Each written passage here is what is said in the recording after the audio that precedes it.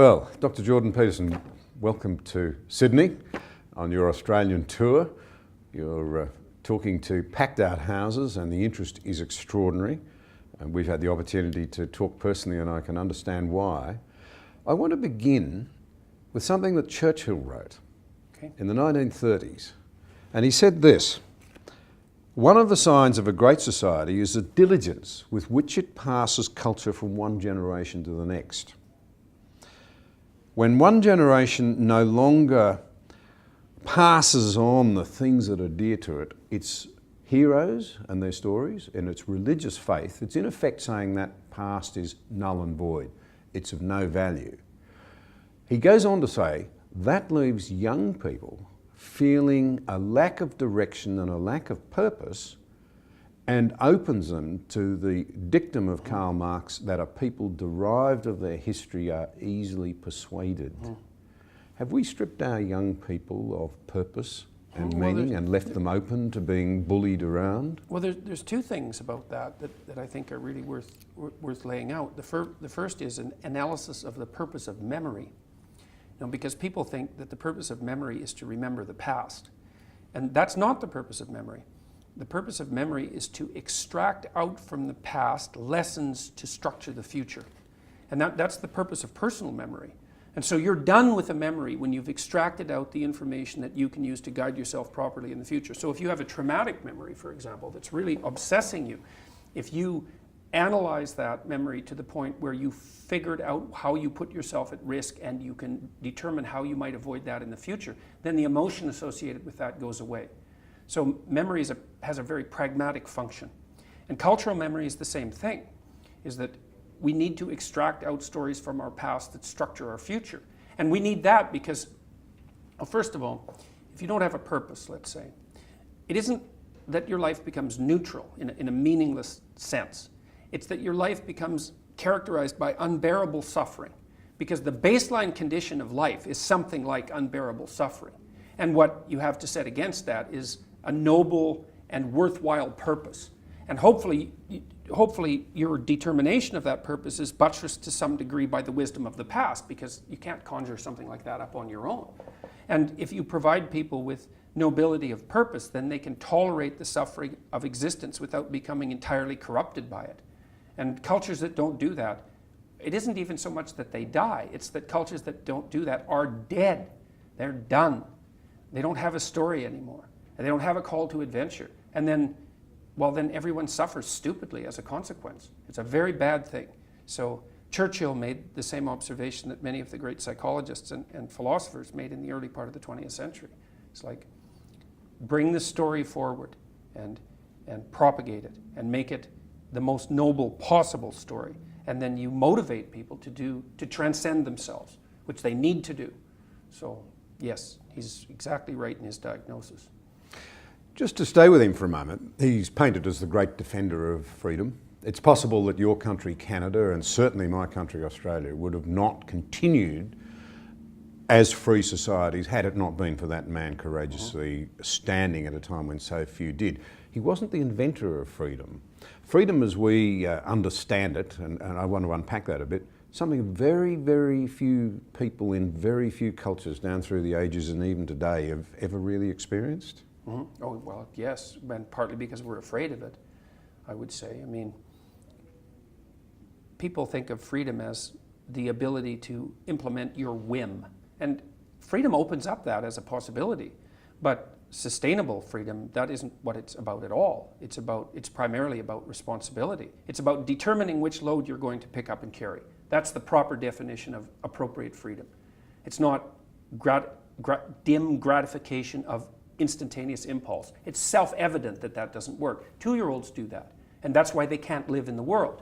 They can't organize themselves across time. They can't sacrifice the moment for the future. And the more sophisticated you get, I suppose, in some sense, the more you're able to do that. And then your freedom becomes the freedom to choose the proper responsibility. And that's also not something that we've been good at communicating to young people. If we talk to them about responsibility, we generally do it in a finger-wagging sort of way.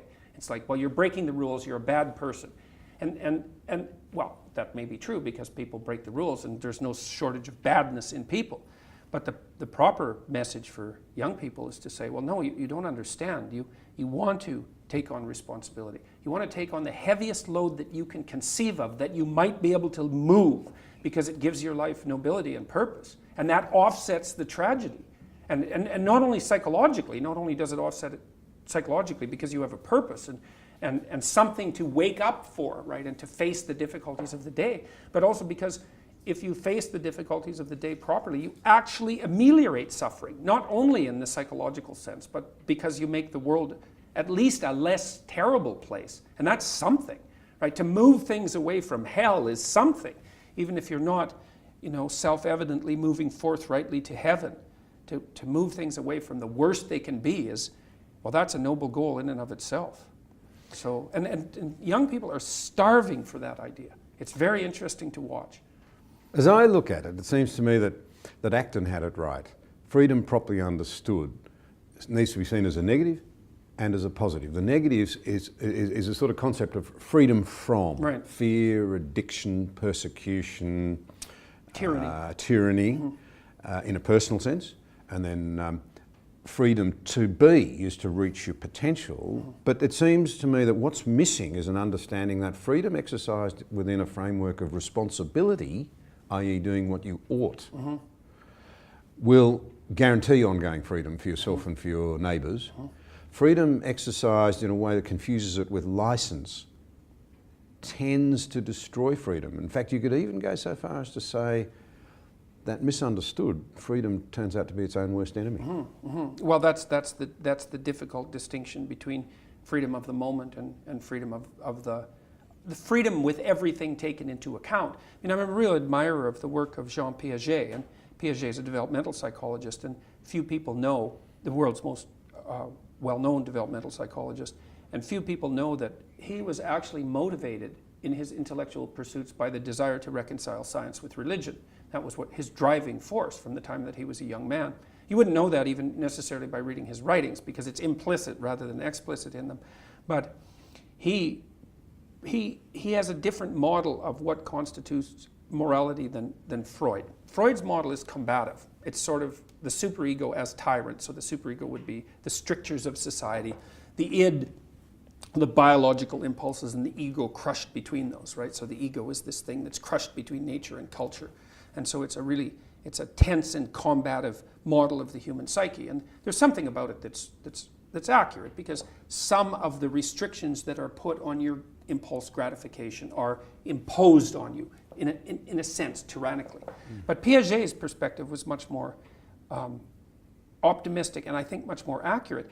He noticed that as children organized themselves spontaneously as they developed, especially within the confines of their own spontaneous play, they didn't so much subsume or inhibit their dark and aggressive impulses as make them sophisticated and transform them into universally acceptable games. So for Piaget, a game that a group of children were playing, that all of them were playing voluntarily and that was going well and that they all wanted to continue playing, was a microcosm of society, and literally a microcosm of society. The reason the children were playing those games was to practice being productive members of society. And he felt that the appropriate game tended towards what he described as an equilibrated state. So an equilibrated state would be a game that you'll play because you've decided it's a good game, but that you can play with others because they've also decided that it's a good game. And so that can work at the individual level and at the familial level and at the social level. And if you get all those things working simultaneously, then you have a sustainable enterprise. And it's predicated not so much on the inhibition of impulse or on the regulation of it, but of the integration of impulses into a pattern of being that gratifies them on a relatively permanent basis. So, if you want to go to university and become a physician, I think there's a lot of sacrifice of impulsive gratification that goes along with that. But if you become a physician, then it's a noble enterprise, people support you socially, and all of the needs that you need to have fulfilled will also be fulfilled by that enterprise. Well, that's a way better model. And so it's strange that the maximum freedom comes with the adoption of a discipline and then also the adoption of responsibility. That frees you up and everyone else around you in the long run. And if you explain that to people, especially in this day and age when they've been fed a never-ending diet of idiot rights and freedoms, they're immediately on board with it because they know that most of the meaning that people experience in their life is a consequence of adopting responsibility. So they're starving for that idea to be articulated. Opens up a whole can of very, very interesting issues. Let's try and pick a couple of them. But before I do, it's evident to me, and I'm enormously encouraged by this because I'm a passionate Australian. I want this country to be the sort of place that offers opportunities of the sort that I had when I was young. I've had my opportunities, but I look at my kids' generation. What's going to be there for them if we keep feeding them this sort of thin gruel? In reality, the people turning out in vast numbers, every one of your talks in Australia has been oversubscribed massively.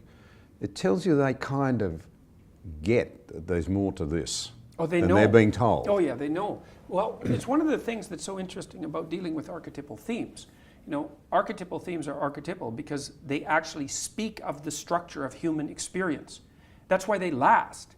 And so it's human nature and human experience has a pattern. You don't have the capacity to articulate that pattern as an individual, in part because your life is too short. You just can't figure it out. But the ancient representations of those patterns are everywhere around you. And you know some of them in image, you cotton onto them automatically. You fall into them if you go to a movie, for example, because movies always express archetypal themes. If you hear them articulated, you think, I knew that. I knew that. I just didn't know how to say it. Yeah. That's the Platonic idea of learning as remembering. Your soul already knows, but it doesn't have the words. Yep. And so when people talk to me about watching my lectures, let's say, they basically say one of two things. If it's not just a simple thank you, they say one of two things. A third of them say, quarter of them say, when I listen to you talk, it's as if you're telling me things that I already know. Yeah. It's like, yeah, well, that's exactly right, because that's what archetypal stories are. They're the description of what you already know. But that can be articulated, and then who you are and how you see yourself and the way you describe yourself all become the same thing. So that's wonderful. Then you're not at odds with yourself, and then then you're a functioning unity, and that makes you much stronger and more indomitable than you would otherwise be. And then the other thing that people say, and this is more like 3/4 of them, is that they say, I was in a very dark place, I was addicted, I was drinking too much, I had a fragmented relationship with my fiancée, and I wasn't getting married, things weren't going very well with my family, my relationship with my father was damaged, I didn't have any aim, I was wasting my time, some variant of that, some combination of those. And they said, well, I've been watching your lectures, I've decided to establish a purpose, I'm trying to tell the truth, and things are way better. And so let's say I've done maybe 8 or 9 large-scale public talks in the last 2 months, so that's probably 20,000 people, and about half of them, a third to half of them have stayed afterwards to talk to me, so that's about 7,000 people who have said that to me. And then people stop me on the street all the time and tell me exactly that story, which is just wonderful. Like, you can't imagine how good it is to be able to go to places you've never been and to have people stop you on the street spontaneously and say, look, my life is way better than it was. It's like, it's so good.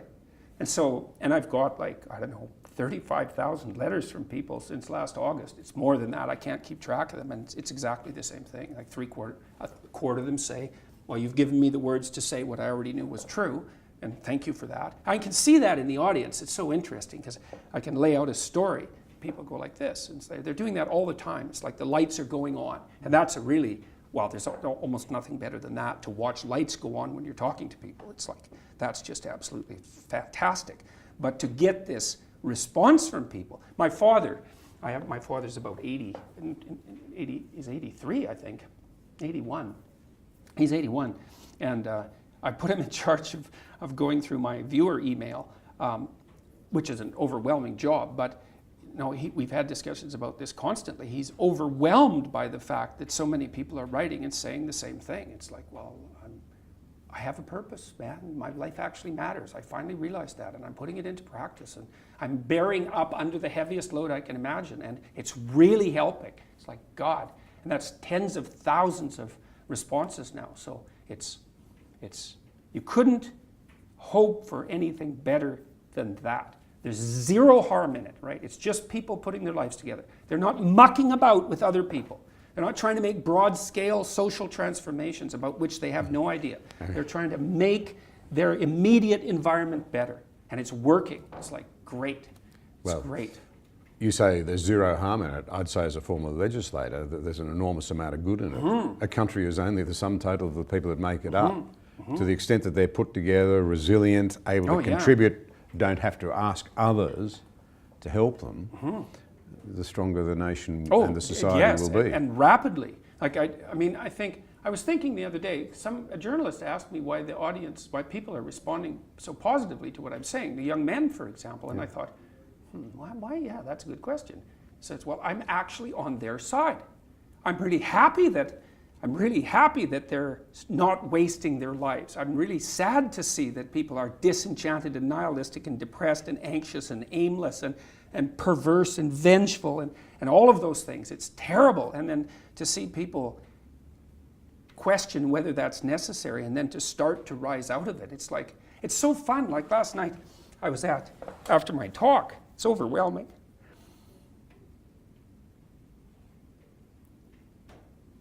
I don't usually think about these things, but I was after my talk last night, and so all these people line up, and they have their 15 seconds with me, and they're kind of tentative. They're excited and attentive when they come up to talk to me, and then they have 15 seconds of time to tell me something. I'm really listening to them, and they're hesitant about whether or not to share the good news about their life, and I think it's often because when people share good news about their life, people don't necessarily respond positively. They don't get encouragement. And people need so little encouragement. It's just unbelievable. And so they'll tell me something good, and I think, oh, that's so good. Somebody says, oh, I'm getting along way better with my father. I hadn't seen him for 10 years, and now we get along. It's like, God, great. Yeah. And then the power of that, you can't overstate the power of that for individuals to get their life together. The individual is an unbelievably powerful force, and every single person who gets their act together a little bit has the capacity to spread that around them. It's a chain reaction, and so it's a lovely thing to see. And that's fantastic.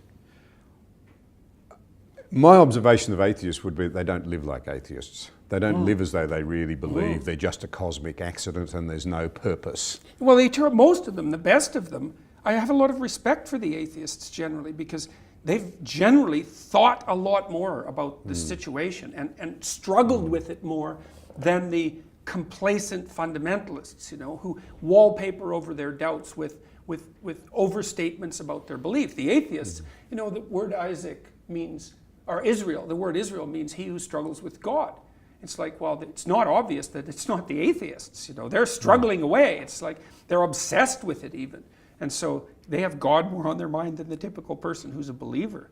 And so it's interesting too, because there's been this little community develop around my biblical lectures in particular of people who call themselves Christian atheists, which I think is quite remarkable. So if I lay out the rationale for the Christian ethic, which is something like pick up your damn cross and struggle uphill, which is a really good message, they think, oh yeah, well that makes a lot of sense. It's like, well, I don't need the metaphysical baggage. It's like, well, maybe you do and maybe you don't, but even to pick up the practical utility of that idea, which is overwhelming, that's an excellent start. So, and I was going to follow on that, and so it strikes me with a lot of young people, and I think this is enormously to their credit and goes to the heart, I think, of what you're saying. They're told that all morality is relative. They don't live that way. They're actually looking for truth, aren't they? Well, if you live that way, everyone hates you. But that's the creed that... Oh, yes. But that's a good example of how who you are can be out of sync with how you represent yourself. It's like I was walking through these ideas with the audience last night. It's like, well, how do we treat each other when things work? And how do you treat yourself? Well, first of all, you have to treat yourself like you matter, because if you don't, then you don't take care of yourself, and you become vengeful and cruel. And you take it out on people around you, and you're not a positive force. None of that's good. So you suffer more, and so does everyone around you. And there's a malevolence that enters into it. None of that's good. So that's what happens if you don't treat yourself like you matter. And then, well, what happens if you don't treat other people like they matter? Well, you lie to them, you cheat them, you steal, you enter into impulsive relationships with them. They can't trust you, That doesn't go anywhere. They don't like you. You end up alone at best and maybe like incarcerated at worst. Like that doesn't work. And so you watch the people around you who thrive, regardless of what they say, they act out the proposition that everyone matters. And then you have a functional society. And I think, okay, well, if when you act out the proposition that everyone matters, you have a functional society, maybe that's evidence that that proposition is true. It's like, I think it's true. I think the idea that the individual has a spark of divinity within him or her, I think there isn't a more true way of saying that. And if you act that out, well, goes back to the idea that you brought up about potential, which is also something I've discussed with my audiences a lot. It's like, we don't act like we live in a material reality. We act like we face a landscape of potential, an external landscape of potential, with an internal reservoir of potential. That's how we act. And then we call each other out on it. We say things like, well, you're not living up to your potential. And the person goes, so yeah, well, I know. It's like, well, what do you mean by that? What do you mean by that? Well, you mean there's more to you than meets the eye. Even though it's not measurable, right? It's not tangible. It's just possibility. But everyone acts as though that's a reality. And we all act as if we make choices about what reality to bring into being. We punish ourselves for our moral errors and other people as well. We act out this ethic that puts us each at the center of being as active participants in the world that we want to bring forward. Everyone acts that way. And if we don't, then things go to hell instantly. So it's like, well, what do we believe? This is the argument I've had with people like Sam Harris, the atheist types. It's like, yeah, you think you're atheist, man. It's like, you're Christian, Judeo-Christian, let's say, to the core. You just don't understand it. You just don't realize it. And it's understandable, but it's not helpful.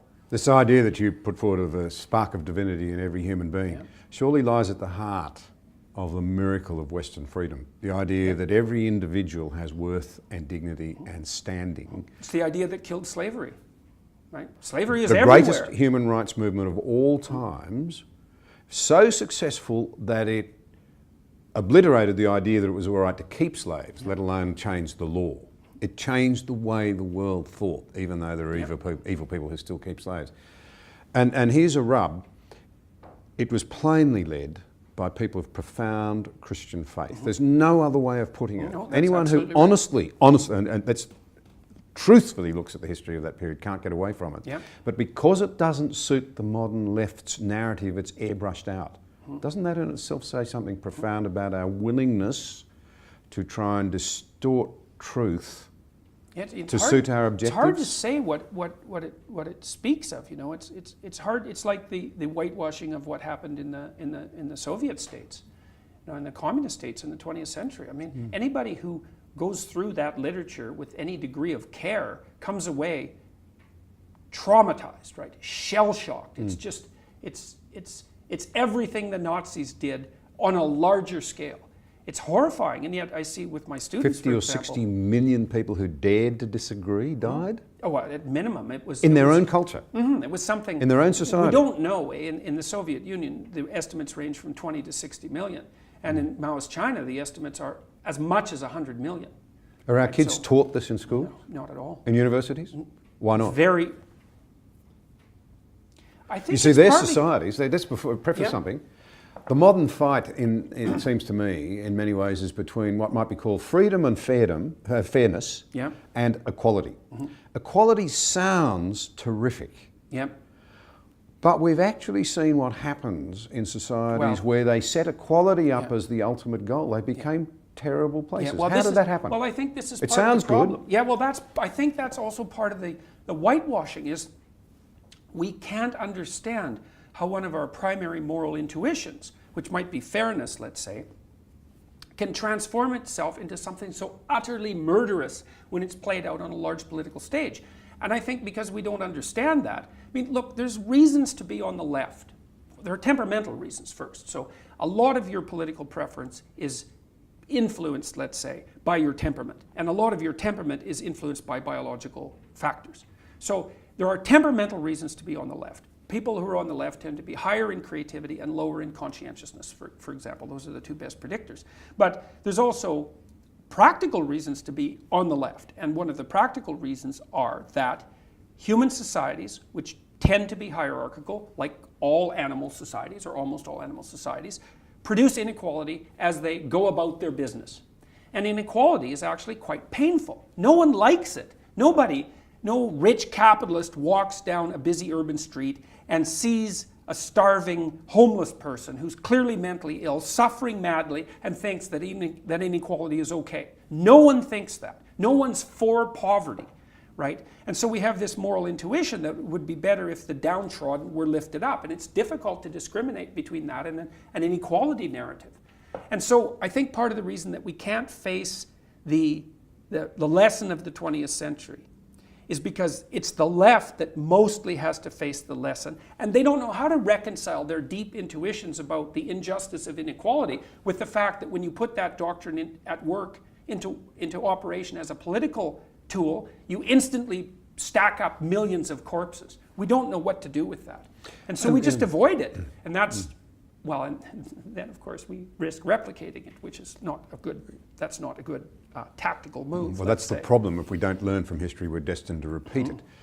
I entirely accept, and some Australians might be surprised by this, they say, no, I can't understand a leftist perspective. I think I can. I can understand the nobility of wanting to ensure that everyone is respected as a full member of the human family, of our culture and our society.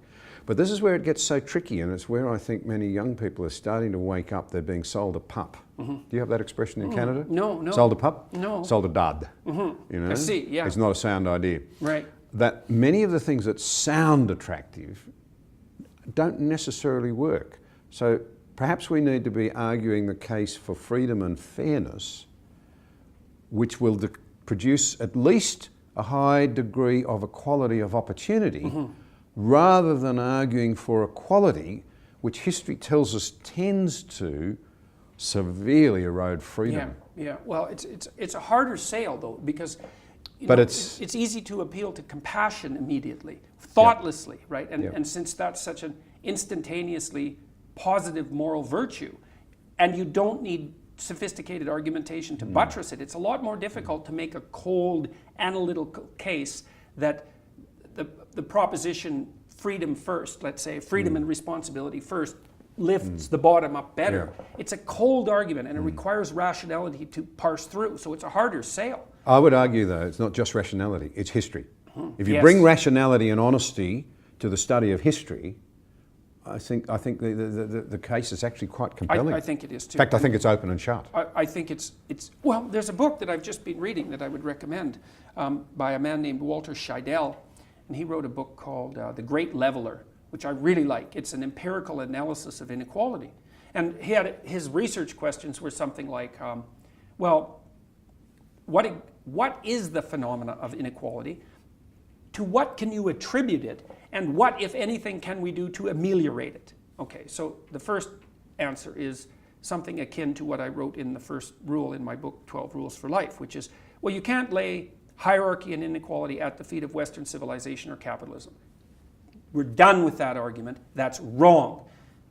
Animal societies are hierarchical and they produce unequal distributions. And there's evidence for that in the biological realm going back 1/3 of a billion years. And that's happened for so long that your nervous system has primarily adapted to it. So it's a deep reality. And blaming it on capitalism, it's like, no. Inequality is a big problem. It's way worse than Marx thought. Okay, fine. And people tend to stack up at zero. That's a bad thing because it destabilizes your society to have people who are so far down in the underclass that they have nothing to lose by flipping the game. That's a bad idea. And it drives male-on-male homicide as well. And the social science evidence for that is clear. All right, so we want to ameliorate inequality to some degree because we don't want people to stack up at zero and destabilize the society. And we don't want young men in particular to become violent. Fine. So then Scheidel takes another tack. It's like, his observations, he looked at Neolithic grave sites for signs of inequality. And you see what people are buried with. And in one of his cases, there's 200 people in a grave, and one of them has 190 pounds of gold, and the next richest person has like 4 ounces of gold, and then everyone else has none. It's like, so even in these Neolithic societies, inequality was the rule. Hunter-gatherer societies are the same way, except the inequality isn't material because they don't have a surplus. Inequality is everywhere. Okay, so then Scheidel asks 2 other questions. One is, well, How has it generally been reduced? Pestilence and war. That's it. So you can reduce inequality if you demolish everything, because that just brings everyone down to zero, but the inequality is less. And then he does an empirical analysis and asks a very interesting practical question, which is, imagine that you totted up the inequality coefficients of the right-wing societies, and you did the same with the left-wing societies. Is there a difference between the inequality coefficients? And you'd hope, yes, because you'd hope that what would happen as a consequence of activity on the left would be that something would actually occur to ameliorate inequality. He found no evidence for that whatsoever. So the left is sensitive to the catastrophe of inequality, let's say, but they're compassion-oriented doctrines designed to ameliorate that. On the positive side, there's plenty of resentment on the left too, and I don't want to sweep that under the rug. Their compassion-oriented policies do not produce an improvement in the equal distribution of goods. Yeah. So it's a way bigger problem than we think.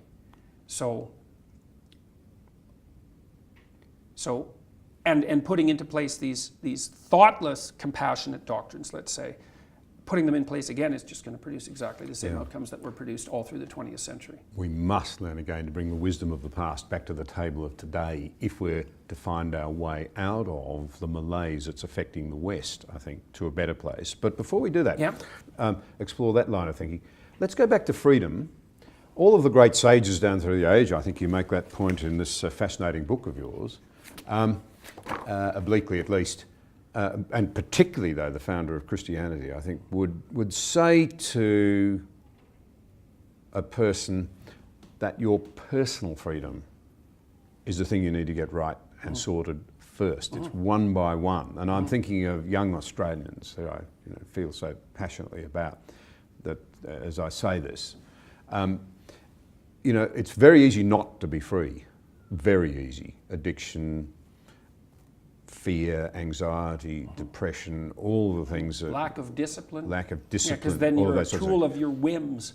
Let's go back to a society which set equality as its goal, Soviet Russia, and in the pursuit of that equality killed 60 or 70 million, that's the estimate, of those who disagreed, who had a different view, who lost their freedom. Of those who even announced their own suffering. Because in the Soviet Union, if you dared to say that things weren't going so well for you, then you were instantly a political, you were a political criminal for announcing your own suffering. Because the utopia had already arrived, you understand. Yeah. And so if you were still suffering, well, obviously there was something wrong with you. Yeah. So imagine a society like that, where your own suffering becomes criminal. I mean, well, exactly. Yeah. But let's come to Alexander Solzhenitsyn. We know a lot about what happened because of him. He became an incredible global figure when I was a young man. And I read his book, The Gulag Archipelago. Here is this man who describes the horrors of being a political prisoner because he disagrees. He converted. He was originally a supporter of communism.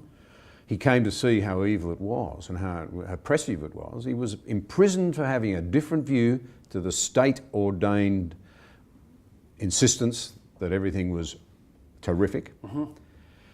And he writes unbelievably that lying on his prison bunk one day, listening to the guards beat up a fellow prisoner, the screams and the yells, he found freedom when he realised the dividing line between good and evil, in fact, didn't lie between captor and captive.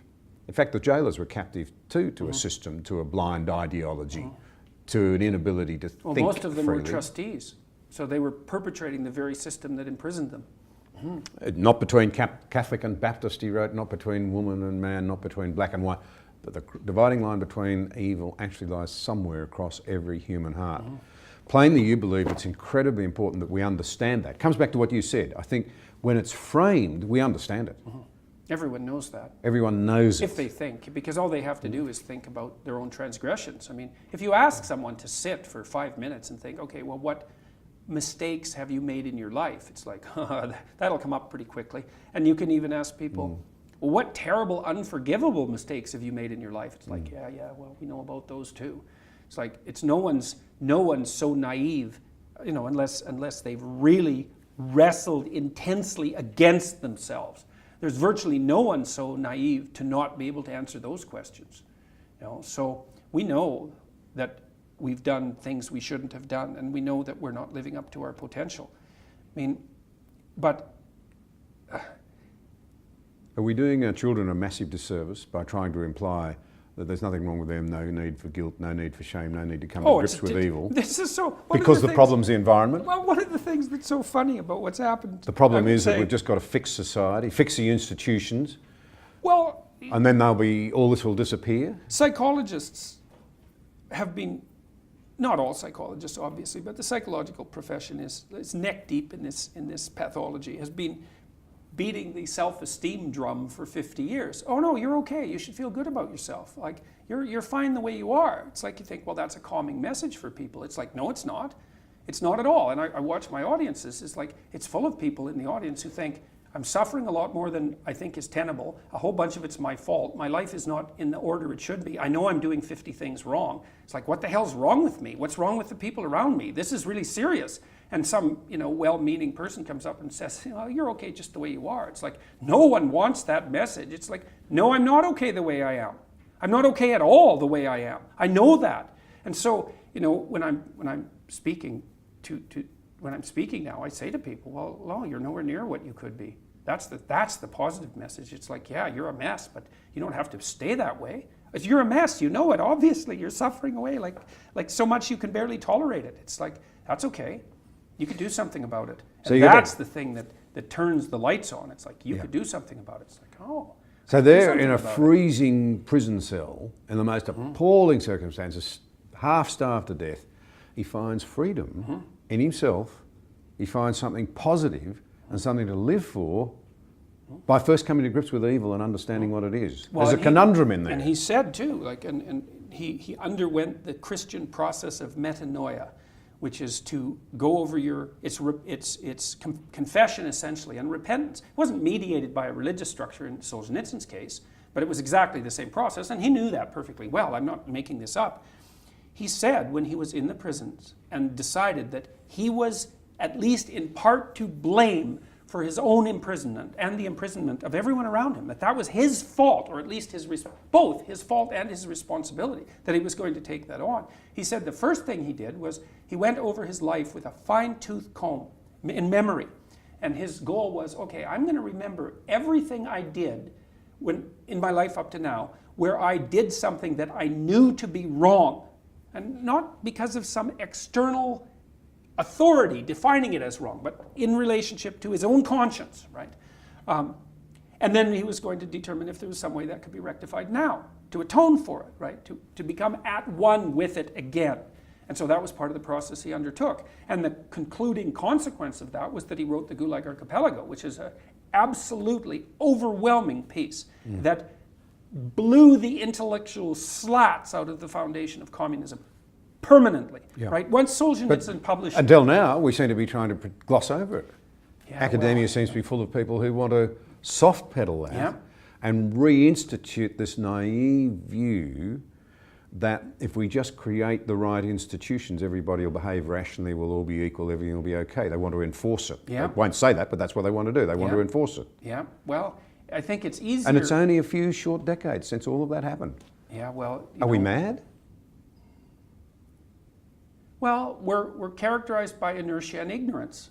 It's not easy to understand history. It's especially not if you read it properly. I had a client at one point who was an unbelievably naive person. You cannot overestimate her naivety, no matter how hard you tried. Her parents taught her that adults were angels, literally. And she believed that in a strange sense. When I met her, she was in her 20s. And she had this extraordinarily naive view of people and had been hurt. And if you're very naive and you've been hurt by someone, you often disintegrate because it blows your world apart, and that's what had happened to her. And I said, she had a university degree, and I said, well, look, like in the liberal arts, I said, didn't you read any history? And she said, well, yeah. And I said, well, didn't that disturb the whole adults are angels hypothesis? And she said, well, I read it, but I just compartmentalized it. And that gave me the key to what was wrong with her, and we successfully dealt with it. But I had her to begin her process of cure, oddly enough, because she had to understand malevolence, because she had been touched by it, right? She had to understand it because her naive worldview had been shattered by the hand of malevolence. I had her read a book called Ordinary Men by Browning, and it's a study of these Polish policemen, German policemen who were sent to Poland after the Nazis had marched through Poland, and they were sent to police Poland, and they were, you know, decent middle-class guys, essentially, most of whom had been hit maturity before Hitler had come to power, so they weren't indoctrinated Nazis, you know, not like the Nazi youth types were, and they had to go to Poland and be policemen under wartime conditions. And they had a very humane commander, and he told all of them that they were going to have to do things that would be far more brutal in all likelihood than they were normally prepared to do in their role as non-military policemen, but that they could go back to their old job if they wanted to. So it wasn't top-down enforcement of an authoritarian ethos. And Browning documents their transformation from the guy next door, you know, the policeman next door, into people who were taking naked pregnant women out into fields and shooting them in the back of the head. And it's a brutal book because, well, these men, it's like, it just ruined them to do that to themselves. They were physically ill during the process of transformation, you know, and he does a very good job of documenting how an ordinary person transforms into a Nazi murderer. And I had to read that. I said, but don't you compartmentalize it. This is about you, right? This isn't about someone else. When you read history, you think, well, that's about someone else. It's like, unless maybe you're a victim and you identify with the victims. It's a very rare person who reads history and identifies with the perpetrators. But unless you read history and identify with the perpetrators, then you don't understand history at all. And so who wants to understand that? And I get my students, I said, look, I've told them this for 30 years. Here's something you have to understand. If you were in Nazi Germany, the statistical probability is overwhelming that you would have been a perpetrator. Right? You think you would have rescued Anne Frank. It's like, think again. Those people are very, very, very, very rare. They put their lives on the line to do that. They put their families' lives on the line to do that. You think you're one of those people? Really? It's like that. All that means is that you know nothing. You know nothing about yourself. You know nothing about people. You know nothing about politics or economics or history. It's a harsh lesson. But the truth about Germany in the 1930s, it was probably the most educated society the world had seen to that point in time. Education alone, cleverness in inverted commas alone, intelligence alone, sophisticated civilization alone. No, right. So, absolutely. There's no substitute for character. So we don't want, you know, it's Pascal talked of the glory and the scum. To reach our full humanity, it seems to me we need to understand both intention.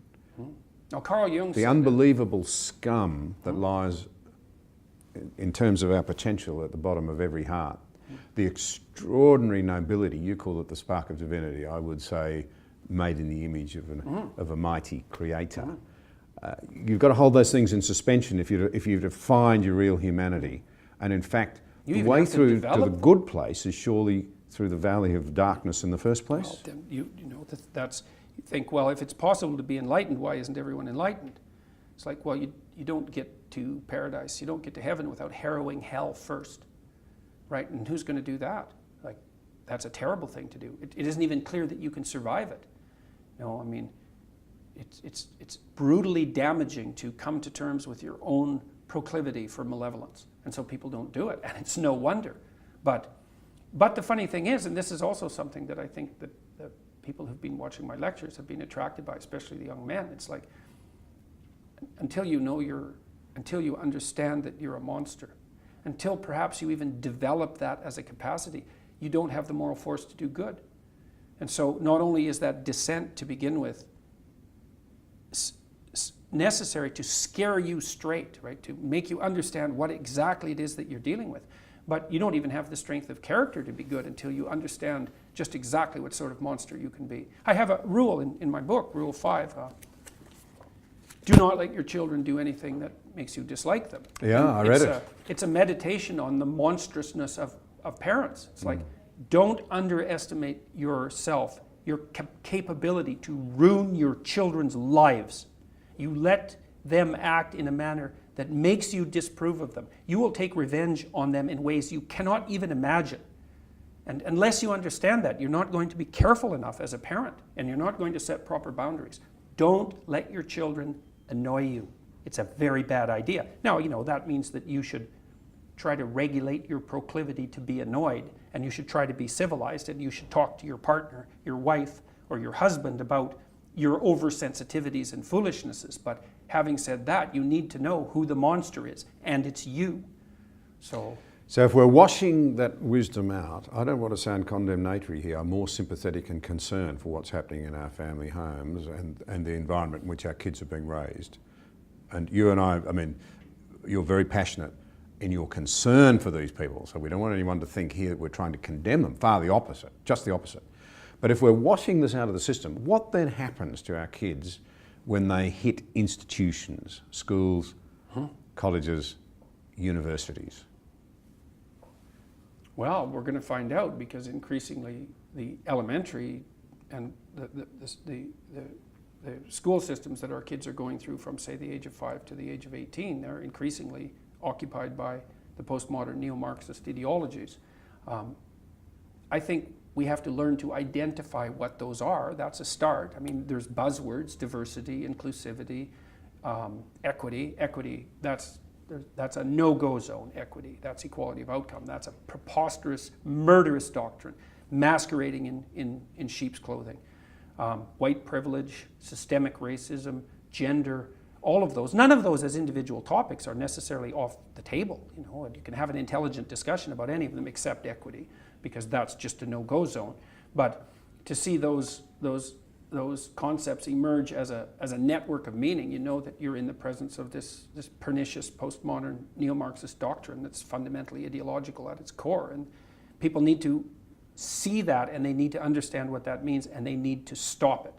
Now, how they're going to stop it, they're going to make a million individual decisions about that, but at least they could start by identifying it. I've suggested to parents in Canada, in the US, that as soon as teachers talk to their children about diversity, inclusivity, and equity, that they suggest to their children that they leave the class, because they're no longer in the educational realm, they're in the indoctrination realm. And people aren't taking that, I wouldn't say they're not taking that seriously. It's not an easy thing to figure out, and it sounds very, very radical to suggest, encouraging your children to leave the class.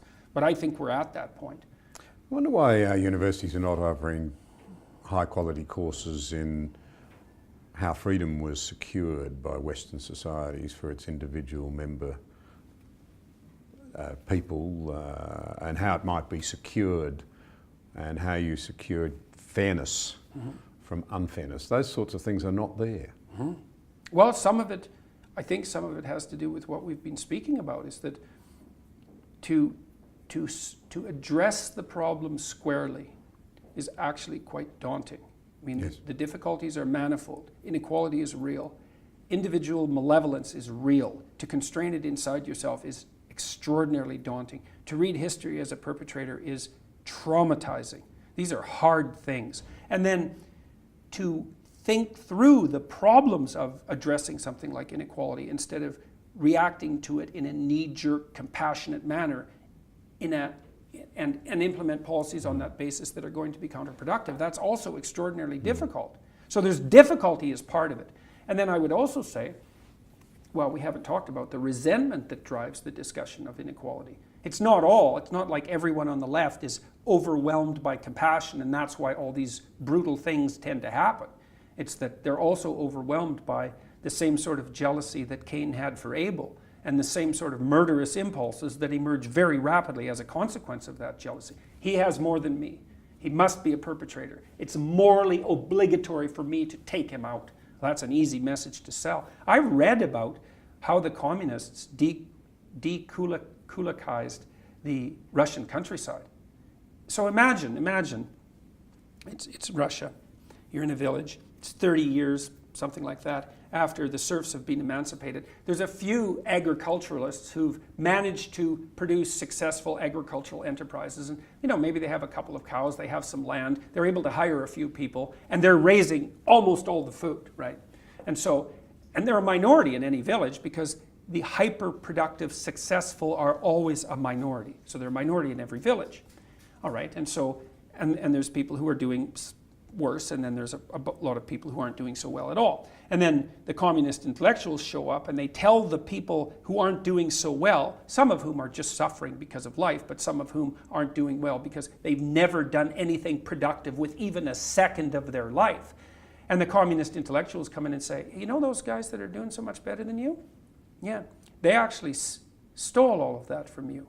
And you're morally obligated to go take it back. It's like, oh man, after 6 cups of mead, let's say 10, or let's say 20, and I'm drunk out of my mind, and I've got my cruel buddies with me, and we're all resentful right to the core because we've wasted our miserable lives, and now we have an opportunity to go down the street to our wealthy neighbor's house and to rape his daughters, and we can do it in the name of good. It's like, well, there's a story you can market.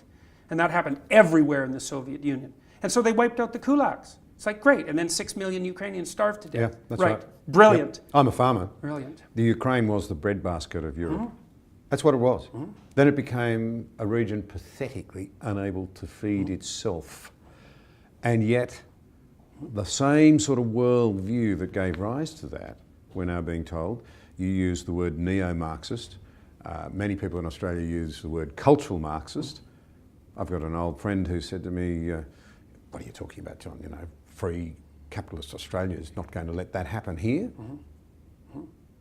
Well, Qantas Airlines took a nice step towards that the other day, and they adopted their language policing policies. These corporations who should know far better let these far left fifth columns into their organizations. They think they're not going to pay for that. They think they're going to stop with some demands for the reconstruction of language. Not like the demands for reconstruction of language, by the way, are trivial. They're maybe the most important thing you could possibly demand, right? I want to reshape the way you speak. I want to reshape the way you think. It's like, well, that's okay, as long as it doesn't interfere with the bottom line. It's like, it'll interfere with the bottom line. You let that fifth column in. It's a warning to corporate people. You let that fifth column in, man, you're going to regret it. You're going to regret it. So, and things can turn on a dime, a very well-organized minority, even if the majority opposes them, and they do. A very well-organized minority can have an unbelievably pernicious effect on an organization. Margaret Mead's made that point. Societies change direction when a small group of people decide to change its direction. That's the way history works. Well, that's what happened in the universities. Let's come back. This issue of the redefining of language. It seems to me that there are two things that people who want to reshape society in brutal ways do. The first is they start to silence good debate, either silence it or shut it down or whatever. Second thing they do is they redefine language so it's very hard to have a debate. So diversity, actually, there's no other way to put it. In this country, it's rapidly coming to mean a stifling conformity. You dare not deviate from the line. And you see it with a whole lot of other words that are bandied around, equality being one of them. Yep. Because it's confused. Equality of opportunity is confused with equality of outcome. Well, the initial wedge was equality of opportunity, and then that flew, and so, well, no, it's equality of outcome. That's equity. And that's, I cannot believe how rapidly that idea, which is the ultimate in terrible ideas, I can't believe how rapidly that spread and how little people criticize it. Well, that's because to uninformed analysis, it sounds good if you're feeling carelessly compassionate. Because you go back to the Ukrainian example, in destroying the leading edge farmers, you actually guaranteed misery for everyone. Oh, unbelievable. People were selling human body parts in the Ukraine for food. It was, if you were a mother and your children were starving and you went out into the fields after they were harvested and you picked up individual pieces of grain that the harvesters had left and you didn't turn them over to the state, that was a capital offense, right? That was, and the funny thing is that was in the glory days of the Russian Revolution, right? That wasn't in the 1950s. That wasn't in the 1930s even. That was in the 1920s. That was right when this started. And I think it was Malcolm Muggeridge who was reporting on that for a UK newspaper whose name escapes me at the moment. He was pointing all of this out, you know, and no one paid attention to it. No one paid attention. No. Towards the end of his life, he warned that the West is in danger of eating itself out from within. And I wonder whether, in fact, he wasn't being very prescient. And you and I want to stop that happening for the sake of our young people, as much as anything else, for the sake of everyone. We went down that pathway already. Like, we don't need to do it again. We've tried it. And things. History should be like science in the sense that it ought to be objective. It ought to be told truthfully. It ought not to be used to secure some dominant group's preferred version of society. Well, this is also why, see, what I've been trying to do about this, because I thought this through a long time ago. I thought, well, I think the group identity game ends in blood. It doesn't matter who plays it. Left-wingers play it, blood. Right-wingers play it, blood. And lots of it, not just a little bit. You can't play the identity politics game. Well, so what do you do instead?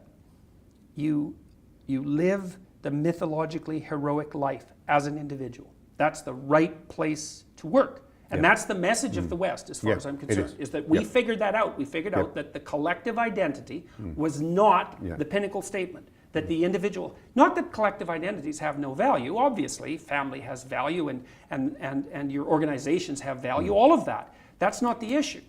The issue is, what's the paramount value?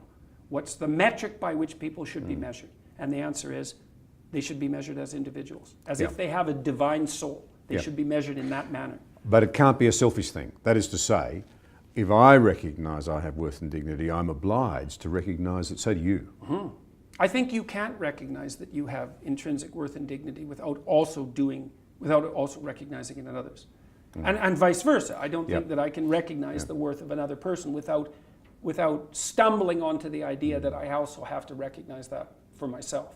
When did you think, well, everyone would want that, but well, people don't, because you're also charged with the responsibility of your own care, as if you matter. Well, that's a big responsibility. Like, it's a lot easier to assume that everything is pointless. I mean, that's painful and all of that, but well, you don't bear any responsibility there. And no one lives that way. No, well, not for long. Not for long. Well, not for long, exactly. But you know, Voltaire's biographer, it wasn't actually Voltaire himself, it was a lady who wrote one of the many biographies of him in the 1930s, came up with that adage summarising his views, that I may disagree with you, but I'll defend to the death your right to say it.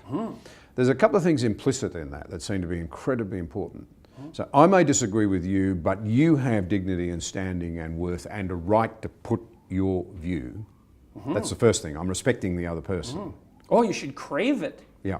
And the second thing it implies is that it's the idea on the table that's important for two reasons. One is we need to have a debate about that, not attack the person who put it there, show some respect for them. The second thing is it's only by honest debate that you find the best way forward. Well, that's the thing. That ties back to the discussion we had about the purpose of memory and the purpose of historical education. It's like, look, there's another rule in my book, which is Rule 9. Assume that the person that you're listening to knows something you don't. Well, they do.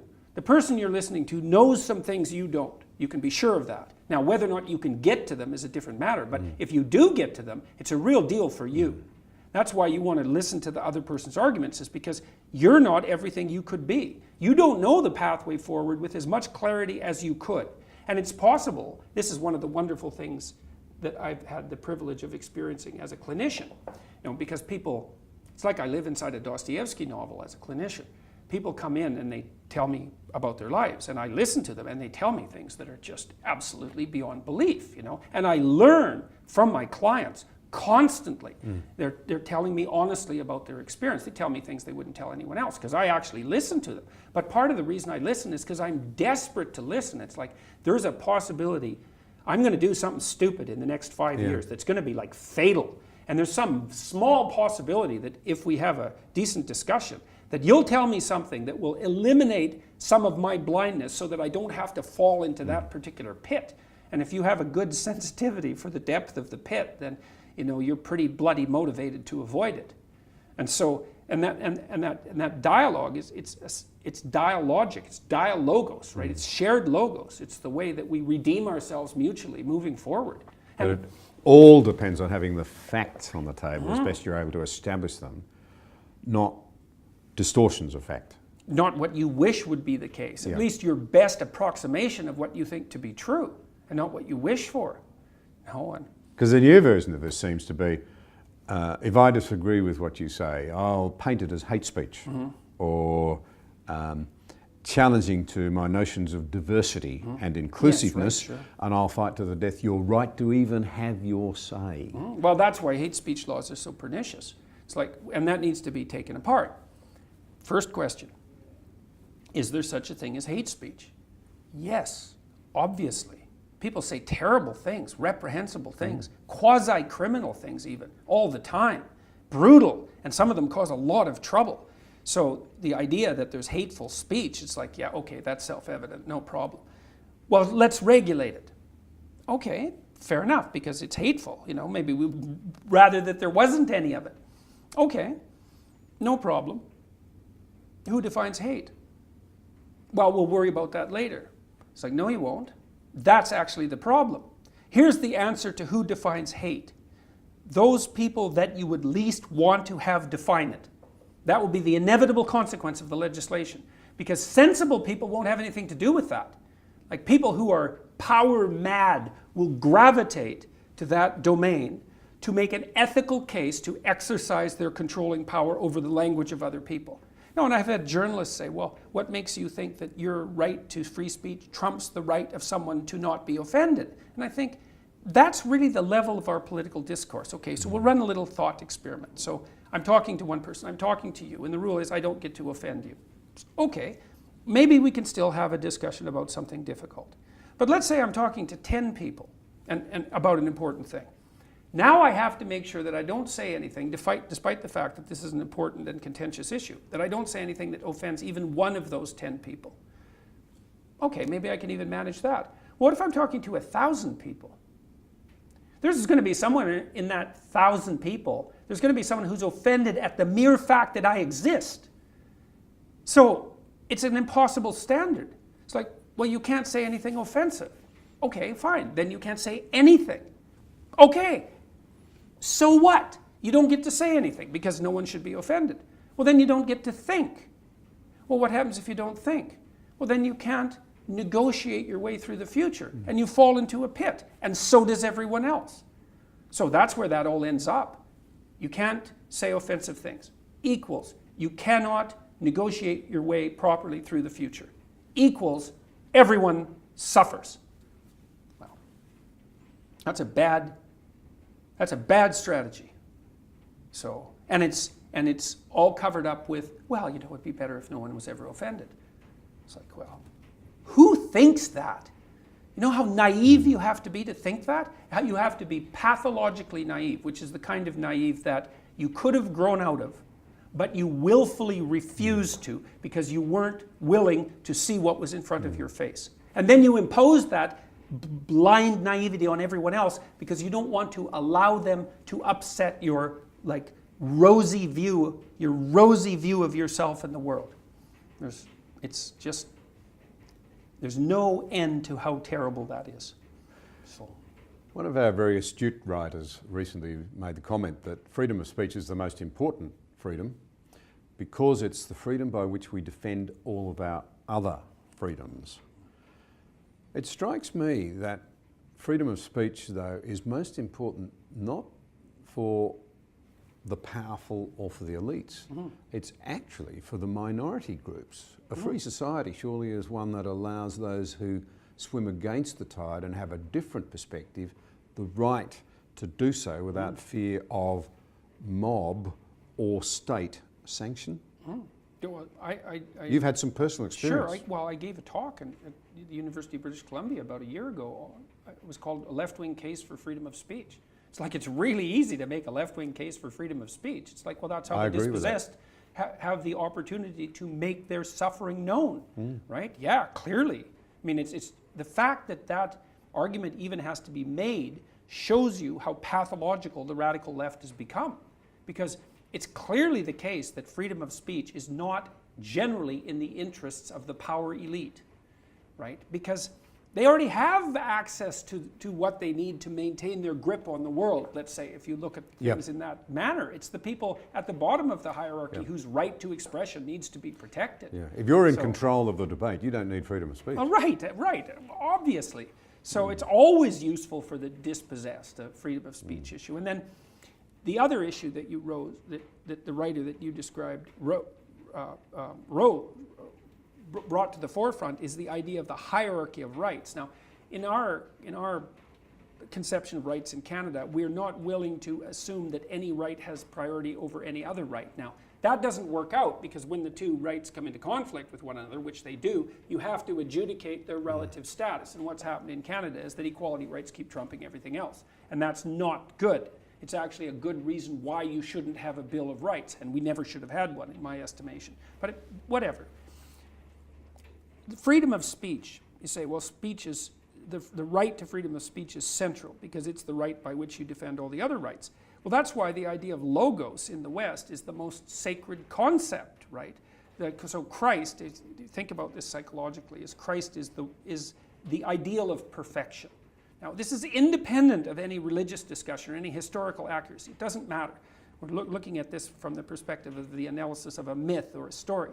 What Christ represents is the perfect individual, whatever that is. Now, you can discuss endlessly what that is, but one of the things the West has settled on is the idea, that the perfect individual utters the truthful speech that makes potential into habitable order. Does that through truth. And that's embedded in the first few sentences in Genesis, for example, when God brings the world into being. So, and the idea that truthful speech that brings the world into being from formless potential also characterizes each person. That's our fabrication in the image of God. That's the idea of the West. It's an unbelievably remarkable idea that perfection, individual perfection, is to be found in a relationship with spoken truth. God, that's the great idea. Well, it's out of that arises the observation that there's nothing more central to the hierarchy of rights and obligations as well, let's say, than freedom of speech. Yes, it's absolutely central. That's why Christ is the Word made flesh. The idea is that the perfect individual is the person who speaks truth, but also acts out the truth of those words.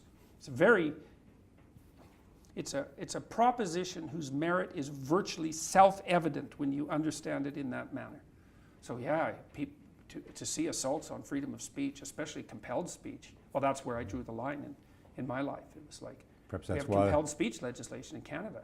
Perhaps that's why the left is so determined in this country to get Christianity out of the classroom. But tell us something of the chilling... There's no doubt that's why they're determined. I mean, people like Derrida, he called the West phallogocentric, right? Male-dominated, logos-centric. It's like, that is the West. It's logocentric. Well, if you want to take the West down, you remove the idea of the divine word from the substructure of the society. So you have to do that. It's like, and this is the level at which this war is being fought. It's fundamentally a theological war. Interesting. People don't like to think that, but well. It is famous Waterloo lectures, the inaugural Blaise Pascal lecture in 1978. Malcolm Muggeridge said the West was in danger of eating itself out from within, and he spoke at great length about this attempt to, about how the West was abandoning Christianity and it had become a very empty and soulless and financially bankrupt place as a result. But it wouldn't be the end.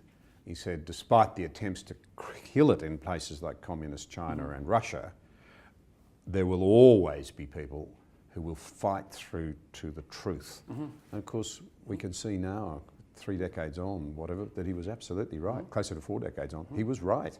Well, you know that Christianity is spreading faster in communist China than it did in Rome during its most rapid period of expansion in terms of proportion of people transforming. So Christianity is spreading incredibly quickly in China, which is, who would have guessed that, right? That just makes you shake your head. Tell us a little more about your chilling experience. Canada and Australia are culturally in many ways very alike. If it can happen in Canada, presumably it's coming here. Oh, it's going to happen here. I think it's absolutely inevitable. it's not that big a move from where you're already at. And the fact that, well, the Qantas airline thing is a really good example. The fact that these things are happening and that corporations aren't standing up in outrage against the introduction of ideas like equity. It's like, you guys are all primed for this. Why not compelled speech? Especially if it's done for the best of all possible reasons. I was accused of denying the identities of the oppressed. It's like, well, to me, that wasn't the issue at all. The issue was, no, look, I'm not an advocate of hate speech laws for the reasons I already described. It's like, who's going to define hate? Not the people you want to define it. For sure, that's what's going to happen. That's bad enough. But then to say, well, I have to use the language of my detestable radical leftist foes, let's say, that's not happening. Yeah. So, and that's what I said so when I you've made got these videos. Some of the most wonderful Australians I know are corporate leaders, and you know, they're generous, they're philanthropic, they're thoughtful, they're contributors to the public debate. But I'd have to say far too many of them seem, I'll use the expression, pig ignorant of the reality. They're playing with fire. They're playing with cultural forces that will destroy the very activities that they would hold up as being central to our wealth and prosperity. Those cultural forces are playing with them. You know, Well, it's Carl even Jung, worse. Oh, yes. So these astute people can't realise, don't see they're being toyed with. They're being toyed with demonic forces in a sense. And again, I mean that in a psychological sense. Carl Jung said, people don't have ideas. Ideas have people. It's like, you think about that for about 5 years. You know, like if you take the typical student radical out of their demonstration and you have a chat with them one-on-one, you find out that, you know, they're the daughter of the guy down the street that you waved to, you know, while she was growing up. And that 80% of her is sensible person, you know, and 10% is resentful and 10% is ideologically possessed, partly because of the machinations of her idiot professors. And so she's okay. But if you get 10 of her together and each of them are 10% possessed, then you have the whole devil in the room, right? And that thing has a will. It has a historical will. And you better not be thinking you're running the show, especially if you're ignorant of the process. And the corporate types who are letting the radical left fifth column into their midst, and mostly through their human resources departments, which should probably just be shut down. They have no idea what they're messing with. They should watch what happens to Google. I have to say, I've been pretty stunned by 2 or 3 of the senior chairmen in this country who've said to me or said to friends of mine, in the context of recent politically correct debates here, that they've been startled themselves by what their companies underneath of them have said, which raises some interesting questions about their need to get up to speed. They're not startled enough. So I've seen, many people have sent me the sorts of training programs that the diversity consultants are foisting on the corporate world. I mean, it's as if a women's studies program has been placed in the midst of the corporate environment. It's not only the academic left, let's say, made manifest in a PowerPoint presentation. It's the worst elements of the activist academic left. The most appalling parts of the university are making themselves manifest in the corporate world at an amazing rate. And the corporations are guilty, partly because of inequality, I would say. They're guilty and they want to wallpaper over their bad conscience with some hand waving to the equality pushers. It's like, well, play with that at your peril. So it's a very bad idea. Diversity, inclusivity, equity, that's a bad game. You're going to be burned if you play it, and in ways you can't imagine. So Google already. Freedom, fairness, respectful debate will take us a lot further. That's right. Responsibility. Justice, that's a good one. Let's circle back to young people, because the future is going to belong to them before we know it. Remarkable and very insightful and engaging human being, Jonathan Haidt, is perhaps a leading example of somebody who's seen from a left perspective himself how dangerous all of this is and how we're endangering young people by not being honest with them, not encouraging them to to explore what they instinctively feel needs to be explored, going back to our earlier topic, and we're leaving them without the resilience that they're going to need to confirm, if you like, a free and prosperous society. And I had a question here relating to this, which I'd just like to read. In his piece, The Coddling of the American Mind, Jonathan Haidt outlines why millennials today are so fragile and lacking resilience in life and in relationships, in university courses and the workplace, and what has led to this overwhelming push to be protected from anything difficult or uncomfortable or offensive. And he calls it the flight to safety. And I think you've used that expression. He outlines the core reason for this fragility of mind and emotion. He says it stems firstly from over-functioning and over-protective parents, then schools, now reaches into our universities. And of course, more people than ever go to universities in the West. So they form a much bigger bulk in our community afterwards. And it leaves them tragically unprepared and unarmed for life and relationships. Would you comment on that? Well, I think it's good to take a step back from that and think about it in the broadest possible terms. There is definitely an epidemic of overprotective parenting. But it's useful to ask why. And my suspicions is that this is driven by very fundamental biological and cultural phenomena that aren't generally considered in relationship to this issue. We don't have very many children. We don't have 12, 6 of whom die. We have 1 or 2, and that makes them very precious, right? We're unwilling to take risks with them, and no wonder. And then we also have them much later in life. And so, like, if you have a kid when you're 18, you're still a kid. You're going to go out and have your life, right? Because you're you're in the height of your exploratory, you're in the height of the exploratory part of your life. You're not going to overprotect your kid because you're still a kid.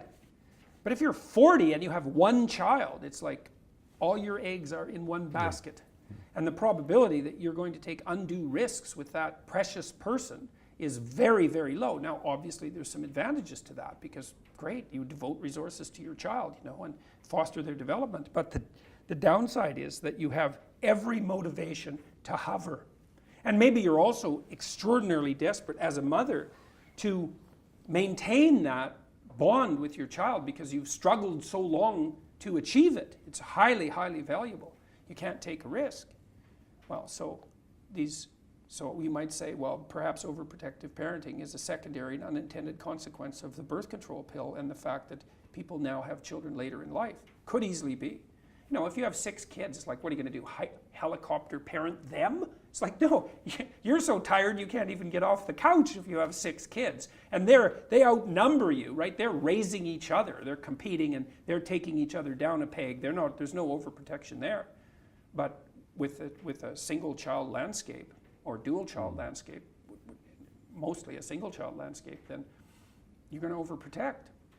And then that ethos starts to permeate the schools and it starts to permeate the higher education institutions as those children mature. And then that all reinforces it. It's not good. It's not obvious what to do about it either, because if it is driven by demographics in that sense, it's a much more intractable problem than we think. So I did some of that in 12 Rules for Life. I said, look, what you have to understand is that you're a danger to your children no matter what, right? You can let them go out in the world and be hurt, or you can overprotect them and hurt them that way. So here's your choice. You can make your children competent and courageous, or you can make them safe. But you can't make them safe because life isn't safe. So if you sacrifice their courage and competence on the altar of safety, then you disarm them completely. And all they can do is pray to be protected. So in the very act of trying to do the right thing by them, although often with a selfish motive, right? Often with a selfish motive, we strip away the tools and the equipment, the understanding they really need to make life work. Well, that's the Oedipal mother, right? That was Freud's great discovery of the dark mother. And the dark mother is the person, she's the witch in Hansel and Gretel. Gingerbread house, lost children, too good to be true. It's like a house of candy. Wow, who could want anything better? What lives inside the house of candy? The witch that wants to fatten you up and eat you. Right, a cautionary tale about overprotective parents, overprotective mothers, about the overprotective feminine. It's like the psychoanalysts, they were so smart, said the good mother necessarily fails. That's such a brilliant phrase. It's like you can't, as your child matures, you have to fail more and more as a mother, right? Until by the time you're 30, your child's 30, let's say, 25 for that matter, you're not their mother anymore. I mean, obviously you are, but the relationship has hit something like quasi-peer status. Not entirely, obviously, but the child's independent, able to stand up on their own 2 feet and take on the world. So now we see this thing, a university student runs into some difficulties with study or whatever, and brings their parents in to talk to the faculty. Yeah, or they go off and color. I mean, when I went to Queen's University a week ago, and there was a lot of noise and horror around that, you know, the people who were decrying my visit set up coloring book stations so that people could be comforted because, you know, the evil professor was coming to talk. It's like, and you know, as a clinician, and Haidt knows this as well, and all the clinicians worth their salt know this, the worst thing you can do for someone who's anxious is overprotect them. It makes them worse. The clinical literature on that is crystal clear. What you do for people who are hyper anxious is gradually expose them with their voluntary consent to increasingly threatening situations. That cures them. It's exactly the opposite of what all the mental health professionals, and I use that term extraordinarily lightly, are trying to do to produce safe spaces on the university campus. Like if a space needs to be defined as safe, you can be sure that's the one thing it is not. Jordan, this has been fascinating. Let me pay you a compliment. In some ways, I think the most valuable thing you can do for us is to model the courage to speak your mind. You do it forcefully, you do it courageously, you do it compassionately, because the reality is you only have to spend a bit of time with you to realise that you actually care, especially about our young people and what they're experiencing, and especially for our young men, because we know boys model themselves on men who they respect. You're doing a great job of modelling courage in the face of fire. Well, there's something I'd like to say, maybe in closing, about courage. People say that to me, and you know, I don't think it's exactly right. There's a line in the Old Testament, the fear of God is the beginning of wisdom. And I think it's more like that. It's not that I'm courageous, it's that I'm afraid of the right things. So when I made my videos, it wasn't like that didn't make me nervous. But I was less nervous about going back to bed and not saying what I had to say than I was about making the videos, because I know where this is going. I don't want to go there. And so it's not so much courage, it's that it's a matter of, it's less risky to say something than to remain silent when you know there's something to be said. I know that to be the case. And so lots of times in life, it's like, there's no pathway forward that's going to shield you from risk. You get to pick this risk, or you get to pick this risk. And I think I picked the lesser risk. And that might be wise, but I'm not so sure it's courageous. Well, I think it's admirable. Let's leave it on that basis. All right. Thank you. Thank you very much for the conversation.